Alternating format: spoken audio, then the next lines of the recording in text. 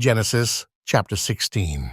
Now Sarai, the wife of Abram, had brought forth no children, but having a handmaid, an Egyptian, named Hagar, she said to her husband, Behold, the Lord hath restrained me from bearing. Go in unto my handmaid. It may be I may have children of her at least. And when he agreed to her request, she took Hagar the Egyptian, her handmaid, 10 years after they first dwelt in the land of Shannon, and gave her to her husband to wife. And he went into her.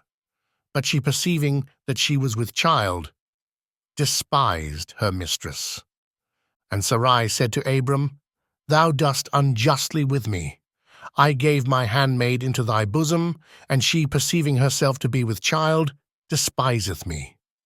The Lord judge between me and thee. And Abram made answer and said to her, Behold, thy handmaid is in thy own hand, use her as it pleaseth thee.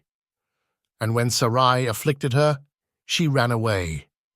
And the angel of the Lord, having found her by a fountain of water in the wilderness, which is in the way to Sur in the desert, he said to her, Hagar, handmaid of Sarai, whence comest thou, and whither goest thou? And she answered, I flee from the face of Sarai, my mistress. And the angel of the Lord said to her, Return to thy mistress, and humble thyself under her hand.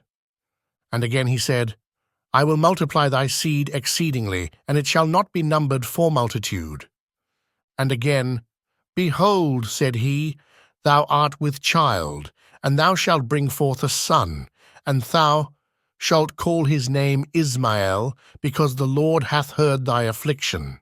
He shall be a wild man, his hand will be against all men, and all men's hands against him, and he shall pitch his tents over against all his brethren. And she called the name of the Lord that spoke unto her, Thou the God who hast seen me. For she said, Verily, here have I seen the hinder parts of him that seeth me. Therefore she called that well, the well of him that liveth and seeth me. The same is between Cades and Barad.